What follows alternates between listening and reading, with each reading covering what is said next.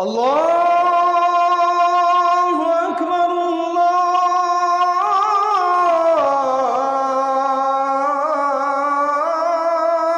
اکبر۔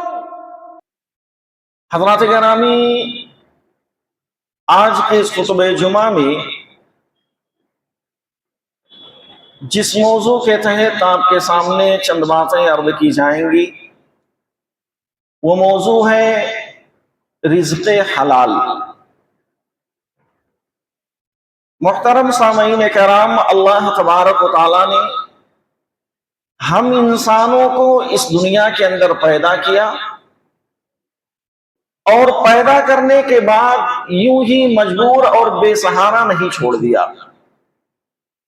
بلکہ ہماری جو ضروریات کی چیزیں تھیں ان چیزوں کو بھی اللہ تبارک و تعالیٰ نے پیدا کیا، اور اس کے ساتھ ساتھ ہمیں زندگی گزارنے کے لیے، ہمیں کھانے پینے کے لیے اللہ تبارک و تعالیٰ نے ہمارے رزق کا بھی انتظام کر دیا۔ سب سے پہلے اگر ہم دیکھیں تو جو ہم کہتے ہیں یہ رزق ہے کیا؟ رزق یعنی ایسی چیز جس سے انسان فائدہ اٹھائے، کھانے پینے کی چیزیں جو اللہ تبارک و تعالیٰ کی طرف سے عطا کی گئی ہیں ان کے ذریعے سے انسان فائدہ اٹھا رہا ہے، انسان کی زندگی اس کے ذریعے سے چل رہی ہے، یہی چیز ہے رزق۔ اللہ تبارک و تعالیٰ نے قرآن کریم کے اندر ارشاد فرمایا کہ هو الذی جعل لکم الارض ذلولا فامشوا فی مناکبها وکلوا من رزقہ والیہ النشور، یعنی وہ اللہ تبارک و تعالیٰ کی ذات ہے جس نے تمہارے لیے زمین کو ہموار کر دیا، فامشوا فی مناکبها، تاکہ تم اس میں بآسانی چل سکو، تمہاری جو زندگی ہے اس روئے زمین پر بآسانی سے گزر سکے۔ تھوڑی دیر کے لیے اگر یہاں تصور کیا جائے اور یہ سوچا جائے کہ یہ جو زمین اللہ تبارک و تعالیٰ نے ہمارے لیے ہموار کر دیا ہے، ہمارے لیے اللہ تبارک و تعالیٰ نے ایک فرش اور ایک بچھونا کی طرح بچھا دیا ہے، یہ زمین اگر تھوڑی دیر کے لیے ایسا ہوتا کہ ہلتی رہتی تو یقیناً ہماری زندگی جو ہے اس زمین پر گزارنا بڑا مشکل ہو جاتا۔ اس کا اندازہ ہم صرف ایسے کر سکتے ہیں کہ جب زلزلے آتے ہیں 2-4-10 سیکنڈ 1 منٹ کے اندر اگر ایسا ہوتا ہے تو کتنے یعنی جو گھر ہوتے ہیں، مکانات ہوتے ہیں، کتنی زندگیاں جو ہوتی ہیں تباہ و برباد ہو جاتی ہیں۔ لیکن اگر یہ زمین ہمیشہ کے لیے ہلتی رہتی تو یقیناً اس روئے زمین پر زندگی گزارنا بڑا مشکل ہوتا، لیکن اللہ تبارک و تعالیٰ نے اسے ہمارے لیے ہموار کر دیا، اور پھر اللہ تبارک و تعالیٰ نے کہا کہ وَقُلُوا مِن رِزْقِهِ، تمہارے لیے جو رزق رکھا گیا ہے اس رزق کو کھاؤ۔ اللہ رب العزت نے اس روئے زمین پر جو روزی ہمارے لیے رکھی ہے اسے استعمال کریں، وَإِلَيْهِ النُّشُورُ، اور تم اس بات کو نہ بھولو کہ ایک نہ ایک دن تمہیں پلٹ کر اللہ تبارک و تعالیٰ کی طرف جانا ہے، اللہ رب العزت کی طرف تمہیں جانا ہی جانا ہے، تمہیں واپسی ہوگی۔ الغرض کی ہمیں معلوم یہ ہوا کہ اللہ تبارک و تعالیٰ نے ہماری زندگی گزارنے کا جو طریقہ ہے اس طریقے کو اللہ تبارک و تعالیٰ نے بتلا دیا، اور اللہ نے یہ بھی بتلایا کہ ہم نے تمہارے لیے جو رزق رکھا ہے اس رزق کو کھاؤ۔ اب اس کے بعد اگر دیکھا جائے تو یہ رزق جو ہے اللہ تبارک و تعالیٰ نے کہا رزق کے ڈر سے اپنی اولاد کو قتل مت کرو۔ پہلے ہوتا کیا تھا، لوگوں کے اندر یہ بات عام تھی کہ جتنی اولادیں ہوں گی، جتنی فیملی بڑھے گی اتنی ہی رزق کے اندر تنگی آتی ہوئی آئے گی، لہٰذا جب کم لوگ رہیں گے تو رزق کے اندر اتنا ہی کشادہ ہوگا۔ یہ زمانے جاہلیت کی بات تھی، اور یہی وجہ ہوا کرتی تھی کہ وہ لوگ اکثر اپنی اولاد کو قتل کر دیا کرتے تھے. لیکن اللہ تبارک و تعالیٰ نے کیا کہا؟ وَلَا تَقْتُلُوا أَوْلَادَكُمْ خَشْيَةَ إِمْلَاقٍ، تم اپنی اولاد کو روزی کے ڈر سے قتل مت کرو. ایسا نہیں ہے کہ تمہارے پاس اگر اولاد آ رہی ہے، بچے پیدا ہو رہے ہیں، تو اب تمہیں کھانے پینے کی اور زیادہ مشقت ہوگی، کیونکہ اللہ نے کہہ دیا کہ نحن نرزقهم وإياكم، ہم انہیں بھی روزی دیتے ہیں اور تم کو بھی روزی دیتے ہیں. تو الغرض کی تم میں سے کوئی اپنی اولاد کو اس ڈر سے قتل نہ کرے کہ ہمارے پاس اولاد ہوئی تو اس کے کھانے پینے کی چیزیں کون لائے گا، اس کی زندگی میں جو ضروریات زندگی ہوتی ہے اسے کون جا کر مہیا کرے گا. ان ساری چیزوں کو چھوڑ کر یہ بات اللہ تبارک و تعالیٰ پر چھوڑ دی جائے کہ اللہ نے کہہ دیا کہ ہم انہیں بھی روزی دیتے ہیں، تم کو بھی روزی دیں گے، تو اپنی اولاد کو تم قتل مت کرو. اور اسی طرح سے ان قتلہم کان خطأ کبیرا، بے شک اپنی اس اولاد کو قتل کرنا یہ سب سے بڑا گناہ ہے. آج اگر دیکھا جائے تو ہم مسلمانوں میں بھی وہ زمانے جاہلیت کی بات تھی کہ لوگ قتل کر دیا کرتے تھے. آج بھی کچھ لوگ ایسے آپ کو ملیں گے جو اپنی اولاد کو اس ڈر سے قتل کرتے ہوئے جا رہے ہیں اگر اتنی زیادہ اولاد ہوئی اور بچے بڑھتے رہے، فیملی بڑھتی رہی، تو ہماری جو یعنی تنخواہ ہے یا اس تنخواہ کے ذریعے سے ہم ان کی ضروریات کو پوری نہیں کر سکتے. بلکہ اللہ نے کہا ان کی روزی جو ہے تمہارے ذمہ نہیں ہے، ہم ان کو روزی دینے والے ہیں اور تم کو بھی روزی دیتے ہیں. تو لہٰذا تم میں سے کوئی اپنی اولاد کو اس ڈر سے قتل نہ کرے کہ انہیں کھلائے گا کون، پلائے گا کون. اور اسی طریقے سے آج معاشرے میں یہ چیزیں عام ہو گئیں کہ جتنی چھوٹی فیملی رہے گی اتنی ہی خوشی ہوگی. کہتے ہیں نا کہ ہم دو ہمارے دو، یہ جو چیز عام کر دی گئی ہے لوگوں کے اندر، ایسا نہیں ہے. بلکہ اللہ تبارک و تعالی جس کو اس دنیا کے اندر پیدا کرتا ہے اللہ اسے روزی بھی اس کا دیتا ہے. اس کا رزق اللہ تبارک و تعالیٰ نے لکھ دیا ہے.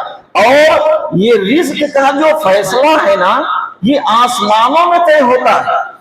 یہ اللہ تبارک و تعالیٰ کی طرف سے فیصلہ کر دیا جاتا ہے کہ رزق جو ہے کس کو کتنی ملنی ہے، اور اللہ تبارک و تعالیٰ ہی روزی دینے والا، جس کو اللہ رب العزت نے قرآن کریم کے اندر خود بیان کر دیا کہ وَفِي السَّمَاءِ رِزْقُكُمْ وَمَا تُوعَدُونَ، آسمانوں میں رزق کے فیصلے کیے جاتے ہیں جن کا تم سے وعدہ کیا جاتا ہے، اور جو چیزیں آپ کو مل رہی ہیں وہ گویا کہ اللہ تبارک و تعالیٰ کی طرف سے بھی نہیں، کوئی تمہارا اس کے اندر مدد کرنے والا نہیں ہے جب تک کہ اللہ تبارک و تعالیٰ مدد نہ کرے.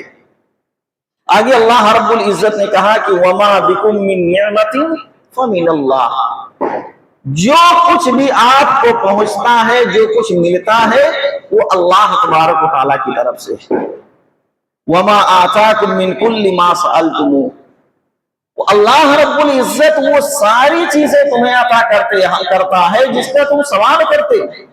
اللہ رب العزت آپ کے سوالوں کو اللہ تبارک و تعالیٰ ضائع برباد نہیں کرتا، رد نہیں کرتا.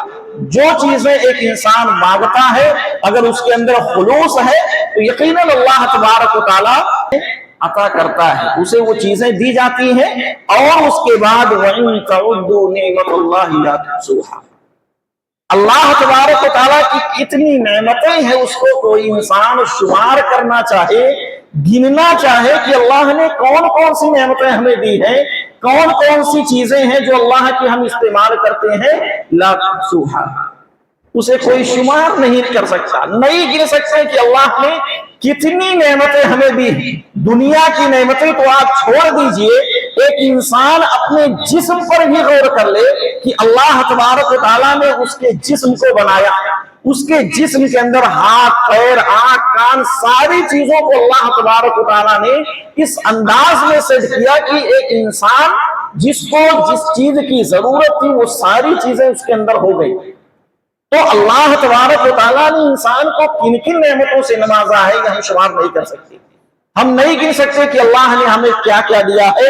اور ان الانسان لظلوم کفار، انسان جو ہے یہ بہت ہی ظالم اور بہت ہی بڑا ناشکرا ہے۔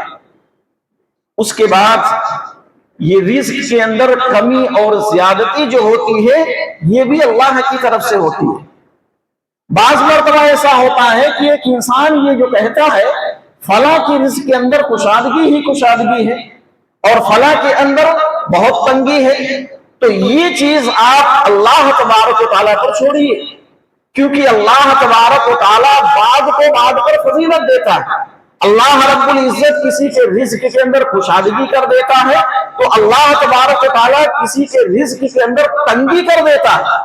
لیکن یہاں پر اس بات کو ضرور اپنے ذہن میں رکھنا کہ اگر اللہ نے وقتی طور پر کوئی چیز دے دیا، اللہ تبارک و تعالیٰ نے آپ کو مال سے نواز دیا، اللہ نے وقتی طور پر کوئی خوشی آپ کو دے دی ہے، تو اس کا یہ مطلب ہرگز نہیں ہو سکتا کہ اللہ تم سے خوش ہے۔ اللہ تم سے خوش ہے یہ ہرگز نہیں ہو سکتا۔ اور وہ لوگ جن کی رزق کے اندر اللہ نے کمی کر دی ہے، جن کے رزق کے اندر تنگی ہے اور اللہ رب العزت نے ان کے رزق کو تنگ کر دیا ہے، یہ مطلب نہیں ہے کہ اللہ ان سے ناراض ہے۔ جبکہ اللہ رب العزت نے دوسرے مقام پر یہ بھی کہہ دیا ہے کہ انما اموالکم واولادکم فتنہ، مال اور اولاد جو ہے یہ فتنہ ہے۔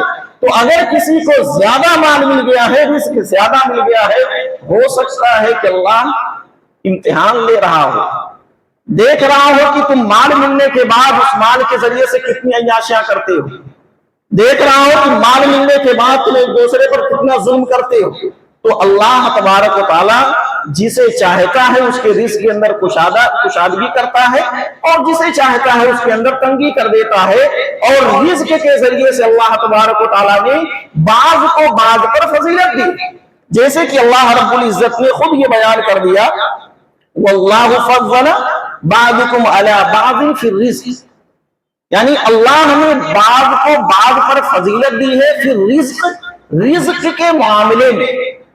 یہاں پر غور کریے کہ اگر سارے لوگ ایک جیسے ہو جاتے، یعنی سارے لوگوں کا جو رزق ہے ایک جیسا ہو جاتا، کوئی امیر غریب نہ ہوتا، تو یقین مانیے کہ روئے زمین پر فساد برپا ہو جاتا۔ فساد ہوتا جس کو اللہ رب العزت نے اس لیے کہ ایک انسان کو دوسرے انسان پر رزق کے معاملے میں، صلاحیت کے معاملے میں، شکل و صورت کے معاملے میں، ساری چیزوں میں بعض کو بعض پر فضیلت دی۔ وہ اس لیے کہ ایک انسان ایسا اگر ہوگا تو اللہ تبارک و تعالیٰ کو یاد کرے گا اور اللہ تبارک و تعالیٰ کی اس نعمت کا شمار کرے گا، اور ایک وہ انسان جس کو اللہ نے اس چیز سے محروم کیا، وہ اللہ تبارک و تعالیٰ کے سامنے اپنے ہاتھ کو اٹھائے گا اور اللہ تبارک و تعالیٰ کے سامنے وہ سوال کرے گا۔ اور اگر رزق کا معاملہ ایسا ہوتا کہ برابر ہو جاتا نا، تو اللہ نے کہا کہ وَلَوْ بَسَطَ اللَّهُ الرِّزْقَ بِعِبَادِهِ لَبَغَوْا فِي الْأَرْضِ، اگر سارے لوگوں کے رزق کو برابر کر دیا جاتا لَبَغَوْا فِي الْأَرْضِ، لوگ زمین میں فساد برپا کر دیتے، لوگ ایک دوسرے کی بات نہیں سنتے، نہ کوئی مالک، نہ کوئی نوکر، نہ کوئی آقا، نہ کوئی غلام، ہر کوئی اپنی منمانی کرنا شروع کر دیتا، کیونکہ سارے لوگ ایک جیسے ہوتے، کوئی کسی کی بات سننے کے لیے تیار نہیں ہوتا۔ اور تو اور جب ساری چیزیں مل جاتی تو کوئی اللہ کے حضور اپنے ہاتھ کو اٹھا کر دعائیں تک نہیں کرتا، دعائیں نہیں کی جاتی۔ تو اس بنا پر اللہ نے بعض کو بعض پر فضیلت دے دی، لیکن فضیلت کا یہ مطلب نہیں کہ اس کا غلط اور ناجائز طور پر فائدہ اٹھایا جائے۔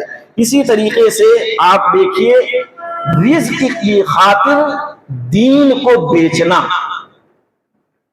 حدیث میں آپ دیکھیں گے تو اللہ کے نبی صلی اللہ علیہ وسلم نے فرمایا بادروا بالاعمال فتنا كقطع الليل المظلم، اعمال کے کرنے میں ضرور اس سے پہلے کہ ایسے فتنے جو اندھیری رات کے ٹکڑوں کی طرح ہیں ظاہر ہونے لگے۔ اس وقت ہوگا کیا؟ ہوگا یہ کہ یصبح الرجل مؤمنا ویمسی کافرا، ایک آدمی صبح میں مومن ہوگا، شام ہوتے ہوتے کافر ہو جائے گا، اور اس کے بعد او یمسی مؤمنا ویصبح کافرا، یا شام میں مومن ہوگا صبح ہوتے ہوتے کافر ہو جائے گا. یبیع دینہ بأرض من الدنیا، وہ شخص دنیا کی خاطر دین کو بیچے گا. دنیا حاصل کرنے کے لیے دین کو بیچا جائے گا. اور یہ چیزیں آج عام ہوتی ہوئی جا رہی ہیں. آج کون سا انسان کب تبدیل ہو جائے نہیں کہا جا سکتا. جو حدیث کے اندر اللہ کے نبی صلی اللہ علیہ وسلم نے کہہ دیا کہ ایک انسان صبح میں آپ کو مومن لگے گا، شام ہوتے ہوتے وہ کافر ہو جائے گا، یا شام کو آپ دیکھو گے کہ مومن تھا، صبح ہوتے ہوتے وہ کافر ہو جائے گا. لوگ دین کو بیچتے ہوئے، دنیا کے چند ٹکڑوں کی خاطر دین کو بیچتے ہوئے نظر آئیں گے. اور یہ چیزیں آج عام ہوتی ہوئی جا رہی ہیں. دین کے اندر منمانی ہوتی ہوئی جا رہی ہے. دین کو اپنے طور پر استعمال کیا جا رہا ہے. جیسا چاہا، جیسی اپنی چاہت ہوئی، اس چاہت کے مطابق دین کو استعمال کر لیا گیا. مقصد صرف یہ ہے دنیا مل جائے. دنیا کو حاصل کرنے کے لیے دین کو استعمال کیا جا رہا ہے اور دین کو بیچا جا رہا ہے. جبکہ اللہ کے نبی صلی اللہ علیہ وسلم نے کہا دین کو نہ بیچا جائے. دین کو بیچنے والا یہ سب سے بڑا دغاباز ہے کہ جو ایک انسان دنیاوی زندگی کی خاطر، دنیاوی مال و دولت کی خاطر، دنیاوی شہرت کی خاطر دین کو بیچ ڈالے، اپنی شریعت کو بھلا دے. یہ سب سے بڑا ایک شرمندگی کی بات ہونی چاہیے. اس کے اور آگے دیکھتے ہیں. رزق کا جو مالک ہے وہ صرف اور صرف اللہ تبارک و تعالیٰ ہے. اللہ نے جس کے بارے میں جتنا لکھ دیا ہے، پوری دنیا ایک طرف ہو جائے وہ رزق اس سے چھین نہیں سکتے. اور اگر اللہ نے کوئی چیز نہیں لکھی ہے تو پوری دنیا ایک طرف ہو جائے وہ چیزیں اسے دے نہیں سکتی. اللہ تبارک و تعالیٰ نے کہا کہ وَمَا مِن دَابَّةٍ فِي الْأَرْضِ إِلَّا عَلَى اللَّهِ رِزْقُهَا. اس روئے زمین پر جتنے بھی چوپائے ہیں، ان سارے لوگوں کا جو رزق ہے، رزق کا بندوبست اللہ تبارک و تعالیٰ کے ذمہ ہے. اللہ رب العزت جسے چاہتا ہے اس پہ اس روزی کے اندر کشادگی کرتا ہے. اور پھر اللہ نے یہ بھی کہہ دیا کہ یہ جو روزی تمہیں مل رہی ہے یہ وَكَأَيٍّ مِّن دَابَّةٍ لَا تَحْمِلُ رِزْقَهَا. تم میں سے دیکھو گے تم لوگ کہ جو چوپائے ہیں نا وہ اپنے رزق کو اٹھائے ہوئے نہیں پھرتے، یعنی اپنے رزق کو لے کر ادھر ادھر گھومتے پھرتے نہیں ہیں، بلکہ اللہ یرزقها وإیاکم، اللہ انہیں بھی روزی دیتا ہے اور اللہ تمہیں بھی روزی دے گا. یہ آیت کریمہ اس وقت نازل ہوئی جب اللہ کے نبی صلی اللہ علیہ وسلم نے ہجرت کرنے کا حکم دیا. تو بعض صحابہ جو تھے وہ سوال کرنے لگے کہ اللہ کے نبی صلی اللہ علیہ وسلم ہم یہاں سے ہجرت کر کے جائیں گے، ہمارے پاس کچھ بھی نہیں ہے، نہ مال و دولت ہوگی، نہ ہمارے گھر بار ہوں گے، یہ ساری چیزیں ہیں، تو ہمیں کھانے پینے کی چیزیں کہاں سے ملیں گی، کون دے گا؟ تو جس پر اللہ کے نبی صلی اللہ علیہ وسلم نے یہ آیت کریمہ سنائی اور اللہ رب العزت نے یہ آیت نازل کر دی کہ دیکھو جو جانور ہیں، جو چوپائے ہیں، وہ اپنے رزق کو کہیں پر لے کر نہیں پھرتے، وہ اپنے اوپر اپنے پیٹھ پر لاد کر نہیں پھرتے، بلکہ وہ جہاں جاتے ہیں اللہ تبارک و تعالیٰ انہیں وہ رزق دیتا رہتا ہے. اللہ یہ کہ حدیث کے اندر اس کی وضاحت کرتے ہوئے اللہ کے نبی صلی اللہ علیہ وسلم نے کہہ دیا لو انکم توکلون علی اللہ حق توکلہ لرزقتم کما یرزق الطیر.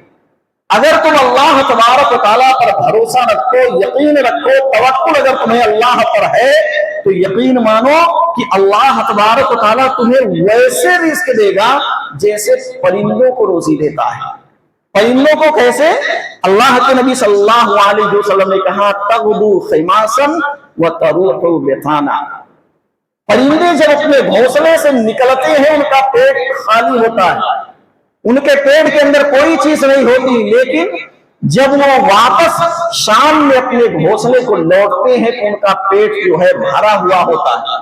اگر ایک انسان اللہ رب العزت پر توکل کر لے، بھروسہ رکھے کہ اللہ تبارک و تعالیٰ ہی ہمیں روزی دینے والا ہے، تو اللہ تبارک و تعالیٰ اسے روزی دے گا، جس کی مثال اللہ کے نبی صلی اللہ علیہ وسلم نے ایک پرندے سے دے دی. लेकिन यहाँ पर एक चीज ये भी याद रहे कि तवक्कुल का ये मतलब हरगिज नहीं होता कि एक इंसान अपने हाथ पैर समेट कर बैठ जाए घर के अंदर और वो ये समझ ले कि भाई अभी छत के ऊपर से यानी आसमान से खजाने गिरेंगे, छत फटकर हमारे घर के अंदर आएगा और हमें वो माल दौलत मिल जाएगा। बल्कि वो अल्लाह तबारक व तआला ने जो जिसके लिए रिस्क रखा है उसके लिए मेहनत करना, कोशिश करना, रिस्क का देना न देना ये अल्लाह तबारक व तआला के हाथ में है। इसी तरह से माल की लालच जो है ये दीन को जितना नुकसान पहुंचाती है और कोई चीज नहीं पहुंचाती। माल के हिर्स और हवस, अल्लाह के नबी सल्लल्लाहु अलैहि वसल्लम ने फरमाया कि माल की हिर्स जो है, माल की लालच ऐसे ही है कि अगर यानी शेर को भेड़ियों के झुंड में छोड़ दिया जाए तो वो शेर उन बकरियों को उतना ज्यादा नुकसान नहीं पहुंचाएगा जितना माल के हिर्स रखने वाले दीन को नुकसान पहुंचाते हैं। माल के हिर्स और हवस के जरिए से जितना दीन को नुकसान पहुंचता है उतना शायद कि भेड़िए भी नुकसान नहीं पहुंचाएंगे बकरियों को। और इसी तरह से आप देखिए किनात, अल्लाह तबारक व तआला ने कहा कि अल्हाकुमुत तकासुर हत्ता ज़ुरतुमुल मकाबिर। ये जो माल है ना, ये कसरत माल ने तुम्हें गाफिल कर दिया है। माल माल माल, हर इंसान की ख्वाहिश ये है कि माल मिल जाए मुझे। कहां से मिल रहा है, कहां से आ रहा है, उससे कोई फर्क नहीं पड़ता। हलाल है हराम है कोई बात नहीं, बस आने दो। आ रहा है, जितना मिल जाए, जितना भर लिया जाए, उसको इकट्ठा कर लिया जाए, भर लिया जाए। ये माल जो है इसकी हिर्स और हवस कभी आपको खत्म नहीं होगी, यहां तक कि आप कब्रों में जाकर दफन हो जाए, कब्र तक पहुंच जाएंगे तब भी इस माल की हिर्स और हवस खत्म होने वाली नहीं है। और हराम माल और हलाल माल के अंदर बगैर तमीज किए आप हर चीज को जो कहते हैं कि आ रहा है आने दो, यकीन मानिए कि इस हराम माल के जरिए से आप अपना बहुत बड़ा खसारा कर रहे हैं। हो सकता है दुनिया के अंदर आपको फायदा हो, लेकिन आखिरत में अल्लाह तबारक व तआला के अज़ाब के मुस्तहिक होंगे। अल्लाह तबारक व तआला के यहाँ माफ नहीं किए जाएंगे। और यही वजह है कि हम देख लेते हैं हराम माल के नुकसानात क्या है। एक इंसान अगर हराम माल खा रहा है तो उस माल के जरिए से, खाए गए हराम माल के जरिए से सबसे पहली वजह तो ये है कि अल्लाह तबारक व तआला की नाराजगी है। अल्लाह तबारक व तआला नाराज होता है ऐसे शख्स से जो शख्स हराम माल खाता है, जो शख्स हराम माल के जरिए से अपने जिस्म को पालता है, हराम माल के जरिए से अपनी खुद की परवरिश करता है, हराम माल के जरिए से अपनी औलाद की परवरिश करता है। अल्लाह रब्बुल इज्जत ने कह दिया वला ताकुलू अमवालकुम बैनकुम बिल बातिल, तुम माल को बातिल तरीके से मत खाओ। ऐसा ना हो जाए कि तुम्हारे अंदर फर्क करने की तमीज खत्म हो जाए, तुम हलाल और हराम के फर्क किए बगैर जो माल मिल रहा है, जितना माल मिल रहा है आने को, कोई देखने वाला नहीं, कोई देखने वाला नहीं, बल्कि हराम माल से अल्लाह तबारक व तआला नाराज होता है। और उससे कहीं ज्यादा सबसे बड़ी दुख और तकलीफ की बात तो ये होगी कि हराम माल के खाने से दुआएं कबूल नहीं होती, दुआएं कबूल नहीं की जाती। एक इंसान है, अल्लाह के नबी सल्लल्लाहु अलैहि वसल्लम ने एक इंसान, एक शख्स के बारे में जिक्र किया और क्या कहा कि जो शख्स एक लंबे सफर से आता है, लंबे सफर से आने के बाद सफर के आकार उसके ऊपर दिखाई देते हैं, उसके बाल जो है परागंदा होते हैं, उसके जिस्म गर्दो गुबार से लपेटे हुए होते हैं। हालांकि वो शख्स आसमान की तरफ अपने हाथों को उठाता है और क्या कहता है, या रब्बी, यानी ए अल्लाह मुझे फला चीज की जरूरत है, मुझे दे दे, ए अल्लाह मैं परेशान हूं। लेकिन अल्लाह के नबी सल्लल्लाहु अलैहि वसल्लम ने क्या कहा, व मतअमुहु हराम, उसका खाना जो है हराम है, वो मशरबहु हराम, उसका पीना हराम है, वह मलबसहु हराम, उसका पहना हुआ कपड़ा हराम है, और उसके आगे वह गुज़िया बिल हराम, और उसकी ग़िज़ा जो है वो भी हराम है। तो उसके बाद फ़अन्ना युस्तजाबु लह, कैसे उसकी दुआएं कबूल होंगी? एक वो इंसान जो अपने आप को हराम माल के जरिए से परवरिश कर रहा है, अपने आप को हराम माल के जरिए से पाल रहा है, एक इंसान जिसके जिस्म के अंदर, उसके पेट के अंदर हराम लुटना जा रहा है, उसके जिस्म पर हराम के लिबास है, वो अगर अल्लाह तबारक व तआला के हुजूर सवाल करेगा, हाथ उठाएगा, तो कैसे अल्लाह रब्बुल इज्जत की दुआओं को कबूल करेगा? और ये दुआएं हरगिज़ नहीं कबूल की जाती, यहाँ तक कि एक इंसान सजदे में माथे को रगड़ रगड़ कर खत्म हो जाए, अपने आप को खत्म ही क्यों ना कर ले, लेकिन अल्लाह तबारक व तआला ने कहा कि ये जो माल है, जिस माल के हिर्स ने तुम्हें इस दुनिया से गाफिल किया, और नबी सल्लल्लाहु अलैहि वसल्लम कह रहे हैं कि जो माल हराम माल से तुमने परवरिश की है, कबूल होने वाली नहीं है, नहीं कबूल होगी। पढ़ते रहिए नमाज, रातों को तहज्जुद की नमाज पढ़ते रहिए, करते रहिए सदका खैरात, हराम माल लाइए, सदका खैरात करते रहिए, ये समझ लीजिए कि उस माल के जरिए से हमें फायदा होगा। ये जो जिस्म जिसके अंदर हराम लुकमे पड़े हुए हैं, उस माल से आप नमाजें करेंगे, इबादतें करेंगे, शर्म नहीं आती? अल्लाह तबारक व तआला के यहाँ कैसे ये हमारी इबादतें कबूल होंगी?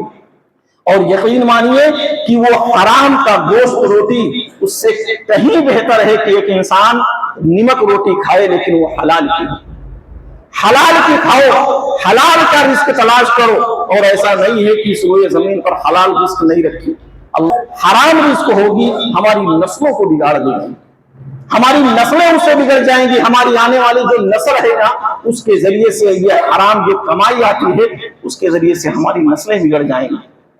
तो एक इंसान को हराम की कमाई से अपने आप को महफूज रखना चाहिए। इसी तरह से आप देखिए सहाबे कराम के अंदर हराम की कमाई या हराम की चीजों को खाने से कितना डरते थे, परहेज कितना था। आप देखिए हजरत आयशा रज़ियल्लाहु ताला अन्हा बयान करती हैं अपने वालिद हजरत अबू बकर सिद्दीक रज़ियल्लाहु ताला अन्हु के मुतालिक, कहती हैं कि आपके गुलाम थे, उन्होंने एक दिन हजरत अबू बकर सिद्दीक रज़ियल्लाहु ताला अन्हु को कुछ खाने की चीज पेश की और उन्होंने खा लिया। जब खा लिया तो उस गुलाम ने हजरत अबू बकर सिद्दीक रज़ियल्लाहु ताला अन्हु से पूछा कि आपने जो चीज अभी खा ली है, आपने पूछा नहीं कि हमने कहां से लाया। हजरत अबू बकर सिद्दीक रज़ियल्लाहु ताला अन्हु ने कहा कि ठीक है, बताओ तुम्हें कहां से वो चीज मिली थी।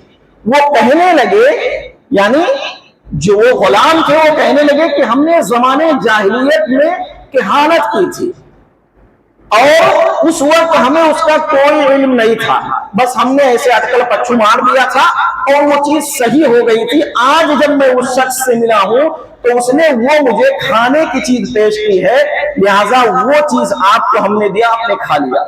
इतना सुनना था, हजरत अबू बकर सिद्दीक रज़ियल्लाहु ताला अन्हु ने अपने हलक के अंदर उंगली को डालते हैं और उस खाई हुई चीज को तय कर देते हैं, उल्टी कर देते हैं। फौरी तौर पर मालूम हुआ कि यह हराम का था, जमाने जाहिलियत में कहानत की गई चीज थी जो उस पर दी गई थी। फौरी तौर पर बगैर सोचे बगैर समझे फौरन उल्टी कर देते हैं। वो ईमान था। आज हम हैं, हमें मालूम है, सामने वाला दे रहा है हमें मालूम है, सारी चीजें मालूम है, फला है, हराम की कमाई है, फिर भी आ रहा है, आने दो। ऐसा मौका कहां मिलता, खाने को खा लिया, उसके बाद देखा जाएगा।